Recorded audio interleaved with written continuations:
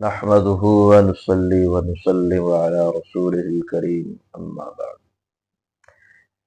میرے عزیز بھائیو، دوستوں اور بزرگوں اور حاضرین، میرے محترم ساتھیو، السلام علیکم۔ آج کا میرا موضوع ہے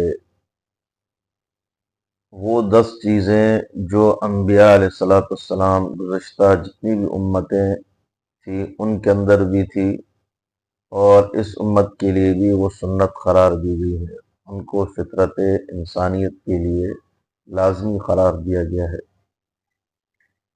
بعض ایسی سنتیں ہیں کہ جن کو ہم بالکل بھلا بیٹھے ہیں، ہمیں بالکل ان کا علم بھی نہیں کہ آئے یہ چیزیں بھی سنت ہیں۔ 10 چیزیں وہ ہیں جو گزشتہ انبیاء علیہ السلام اور ان کی امتوں کے لیے بھی تھی اور اس امت کے لیے بھی ہے۔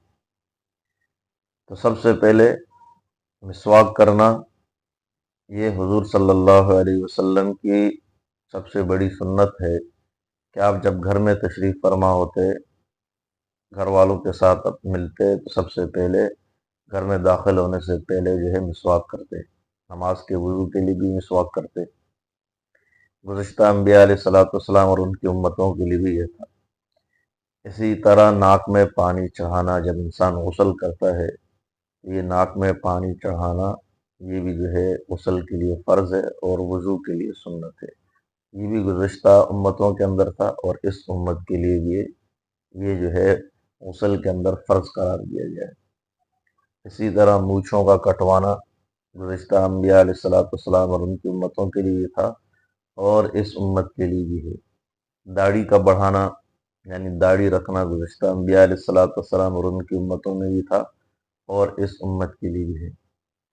اسی طرح ناخن تراشنا یعنی ہاتھ پاؤں کے ناخن جو ہے ان کو کاٹنا، زیر ناف بال ان کو کاٹنا، اور اسی طرح جو بغل کے بال ہیں ان کو بھی کاٹنا، اور جوڑوں کو دھونا یعنی جو ہاتھ پاؤں کے جوڑ ہیں، خاص کر ایڑیاں ہیں جو وضو کے اندر انسان اکثر و بیشتر دیکھا جاتا ہے رہ جاتی ہے، تو یہ جو انسان کے جوڑ ہیں، ہاتھ پاؤں کے ایڑیاں ہیں، ان کو دھونا، یہ بھی گزشتہ امتوں میں تھا، اس امت کے لیے بھی ہے۔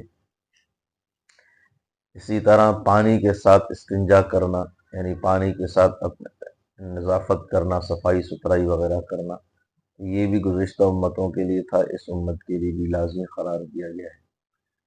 تو یہ چیزیں جو ہے گزشتہ انبیاء علیہ السلام اور ان کی امتوں کے لیے بھی تھا اور ہماری اس امت کے لیے بھی ہے۔ اللہ کے نبی صلی اللہ علیہ وسلم نے ان چیزوں کو یعنی فطرت کہا کہ یہ فطرت انسانیت میں داخل ہے۔ اسی طرح جو ہے آخری جو چیز ہے وہ ہے ختنہ کرنا، تو گزشتہ انبیاء علیہ السلام ان کی امتوں کے لیے بھی تھا اور اس امت کے لیے بھی ہے۔ یہ ایسی سنتیں ہیں کہ جو ہم بلائے بیٹھے ہیں، ان پر اگر عمل ہو تو اس گئے گزرے دور کے اندر اللہ رب العزت نے بڑا اجر رکھا ہے ایک سنت کو زندہ کرنے کے لیے۔